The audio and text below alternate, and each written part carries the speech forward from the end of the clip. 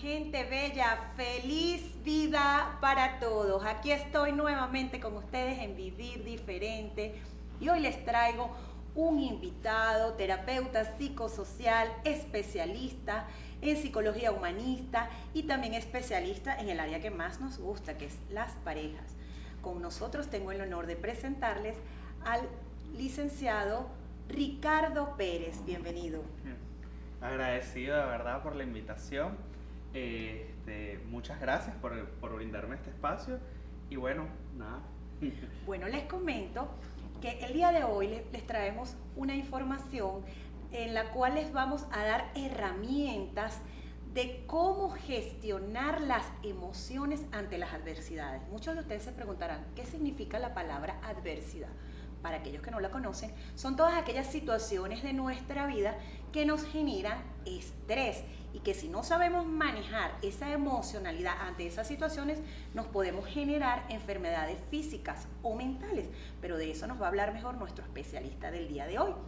Y además, estas adversidades pueden ser muy variadas, pueden ser problemas de pareja, pérdidas de un ser querido, migración, inclusive hasta cambio de casa, cambio de trabajo. Todo esto, ¿verdad?, genera situaciones emocionales que si no las sabemos gestionar con herramientas terapéuticas, nos pueden afectar la salud. Ahora le doy el pase a usted, mi estimado licenciado. Bueno, fíjate que sí, hablar sobre lo que es las adversidades provoca muchos cambios emocionales y que pueden generar una repercusión en lo que vendría siendo la salud mental.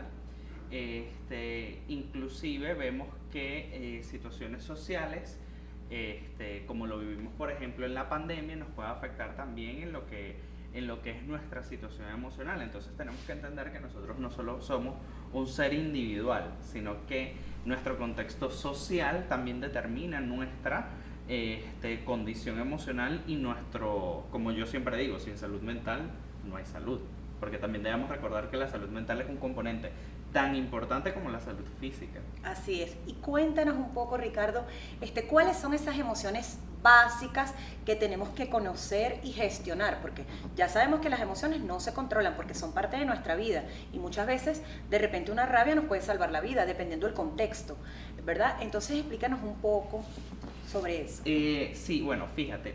De hecho, a mí me gusta siempre dar este ejemplo con la película de Intensamente. Allí mencionan 5 de las emociones básicas, la cual es alegría, tristeza, desagrado, miedo y la ira. Incluso hoy en día en la neurociencia habla de que tenemos una nueva emoción, la cual mencionamos que es la sorpresa. Aparece en la nueva literatura y debemos también mencionarla, que son parte de lo que son las emociones básicas. Además de lo que te menciono, todas estas emociones, como bien tú dijiste, no son emociones que nosotros podamos controlar. Y de hecho, las emociones no nacieron o no tienen una intención de ser controladas.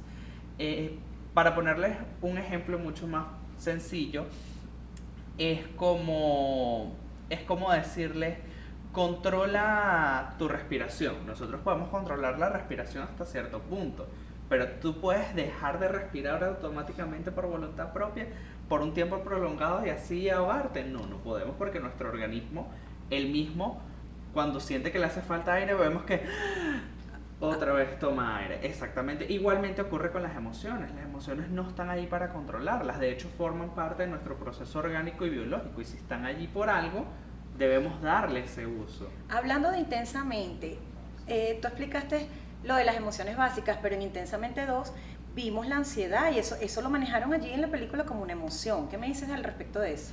Fíjate, sí, de hecho aparecen Intensamente, ansiedad vendría siendo una emoción secundaria.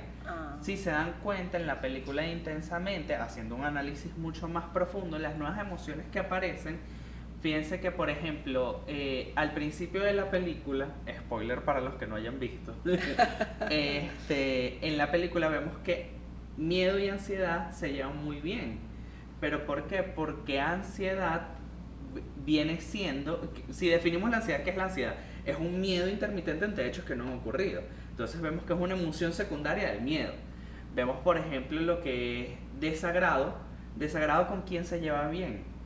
Se lleva bien con ennui o aburrimiento. Aburrimiento viene siendo una emoción secundaria de ella.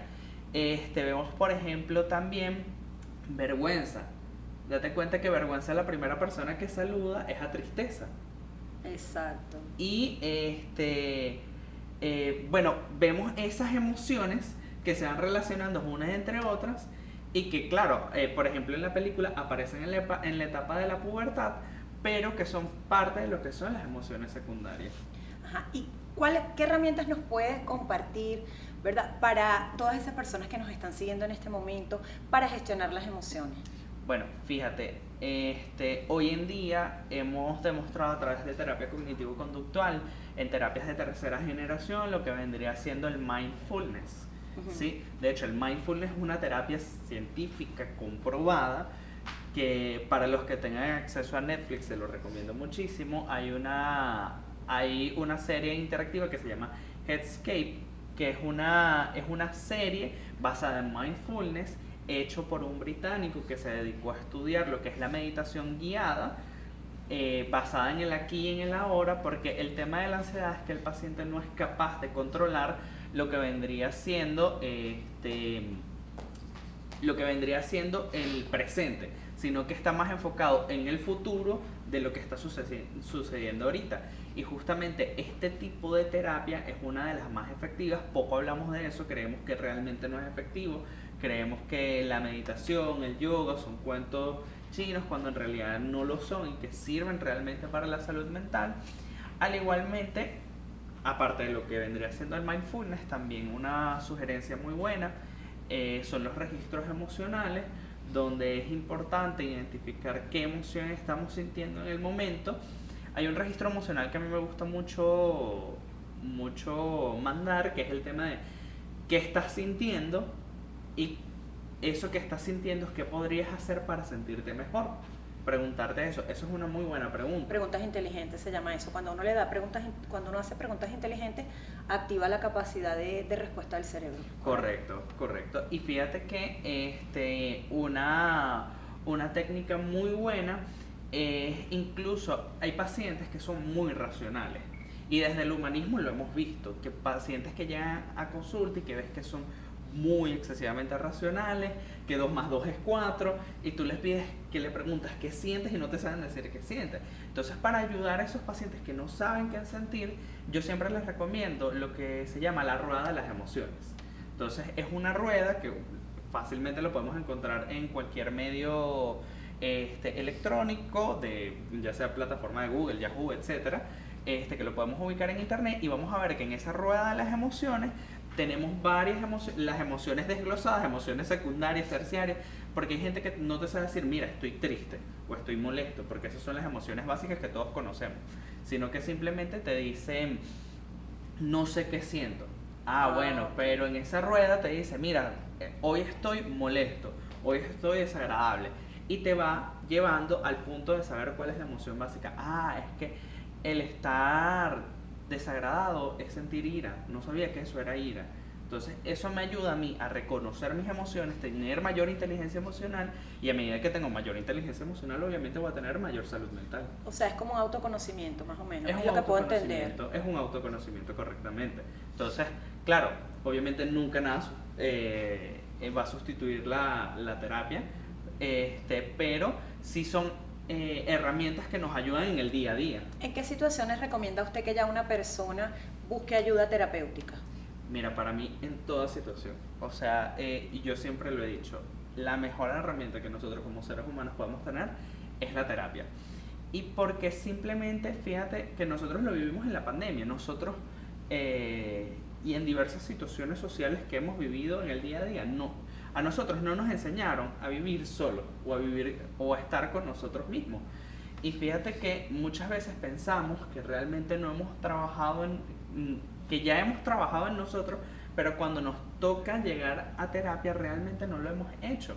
Y te digo que me ha tocado cuando he trabajado eventualmente, que vemos que incluso a ti te dicen, mira, realmente yo pensé que esto era un aspecto de mi vida que yo nunca iba a tener que trabajar. Y ves que realmente lo tienes que trabajar y que hay cosas que quizás tú le dabas como igual, o fíjate que es lo que yo siempre pregunto, ¿qué es para ti normal? Porque quizás lo que es para ti normal no es para mí normal. Así es, por eso. ¿Y hasta qué punto una persona puede saber lo que es normal y lo que no para buscar ayuda terapéutica? ¿Cuándo una emoción se convierte en anormal? Fíjate, todas las emociones son necesarias. Y yo siempre lo he dicho, todas. O sea, y de hecho, una de las guerras que yo tengo con los medios sociales es que vemos que hay muchos especialistas en el área de salud mental que publican emociones positivas, emociones negativas. Eso no existe. Eso no existe. Empecemos por allí. ¿Y por qué? Porque es que las emociones no son ni positivas ni negativas. Ellas se hicieron y fueron creadas para sentirlas. Y de hecho, lo vemos incluso si vemos el trasfondo del mensaje Intensamente, vemos que el mensaje es que fíjate que cuando, por ejemplo, en la primera película, cuando Intensamente Alegría no logra controlar todo, ¿quién necesita venir para rescatar a Riley? Vemos que es tristeza. Entonces, vemos que para que Riley vuelva a ser Riley, necesita sentir la tristeza. Y vemos que muchas veces en las redes sociales lo que caracterizan la tristeza como algo negativo, pero a veces la tristeza es necesaria para salir de ese hueco. Y fíjate que si bien toda emoción es necesaria, vuelvo y repito, no hay emociones positivas ni negativas, toda emoción que se vuelva permanente se convierte en patológica. ¿Y a qué me refiero con patológica? Ahí entramos a lo que no es normal. Porque, sí, la alegría es una emoción positiva. Ajá, pero si tú ves a una persona en un constante estado de alegría, vemos a un maníaco. Exacto. Entonces vemos a un guasón, al Joker. O a un constante estado de tristeza, entra una persona en depresión. En depresión, exactamente. Ajá. Entonces vemos que todas las emociones son realmente necesarias, pero toda emoción que en el tiempo se vuelva permanente, se vuelve patológica. Genera una enfermedad de salud mental. Correcto. Bueno, mire, ya lastimosamente nuestro tiempo se ha agotado, pero considero que este pequeño tiempo que compartimos es bastante agradable. Ahora yo le digo bien, ¿cómo te gustaría cerrar el programa? Yo te voy a decir, a mí me gustaría cerrarlo desde mi punto de vista, luego tú para que lo cerremos en conjunto. Siempre se dice que ir al terapeuta, solo para el terapeuta van las personas enfermas o locas, y resulta que eso es un cliché, y es que hoy en día ya ha cambiado muchísimo, porque por eso es que la vida del ser humano se ha alargado. Hasta no hace mucho las personas duraban 50, 60, quizás 65 y siempre padecían de enfermedades cardíacas y todo tipo de enfermedades físicas que son consecuencia de enfermedades mentales o emociones no gestionadas con el tiempo que se convierten en una enfermedad de otra índole a nivel físico. Entonces, si te sientes mal, si sientes que esa emoción te aborda, te arropa y no la puedes controlar con estas herramientas que te estamos dando o cualquier herramienta que consigas en internet, busca la ayuda, porque el hecho de que vayas a un terapeuta no quiere decir que estés loco. Porque a veces la locura es algo que es más como que lo implementa la sociedad, pero muchas veces mi lema es los locos son felices. Entonces cuando nos metemos eso en la cabeza, no necesariamente para ir a un terapeuta eres loco, simplemente eso te va a dar calidad de vida y te va a permitir conseguir herramientas para autodescubrirte y ser feliz, que es lo más importante, porque fue a eso, vinimos a ser feliz y no hay excusa. Ahora bien. Bueno, fíjate que a mí siempre me gusta decir que el hecho de asistir a terapia, o sea, el reconocer que yo necesito ayuda ya es un primer paso. Y a mí me gusta siempre decir, está bien estar mal, porque a veces no nos damos cuenta y que yo creo que cuando ya vemos que una situación se nos está escapando de la mano, es el momento indicado para ir a terapia. Y que, vuelvo y repito, porque nosotros tenemos la cultura de que debemos esperar a sentirnos mal o a estar mal para ir al médico. Para ir al médico. Igualmente ocurre con la terapia. No tienes que esperar a estar mal, a que ya la situación no aguante o que esa gota termine de derramar el vaso para ir a terapia. O sea, es como digo, no hay mejor cura que el prevenir. Exacto, muy bien, excelente. Bueno, Ricardo, por favor, compártanos tus redes sociales para todas esas personas que nos están siguiendo en este momento. Bueno, les comparto @enmentebzla en Instagram y bueno, por allí pueden tener toda la información con respecto a mí, a lo que viene siendo esta área de salud mental y bueno, nada, los invito a seguirme. Bueno, y los invito a que nos sigan a través de @ecorevista.vip, @ecovisión.tv y mi red personal @vicmioficial11. Espero que este programa haya sido de su agrado.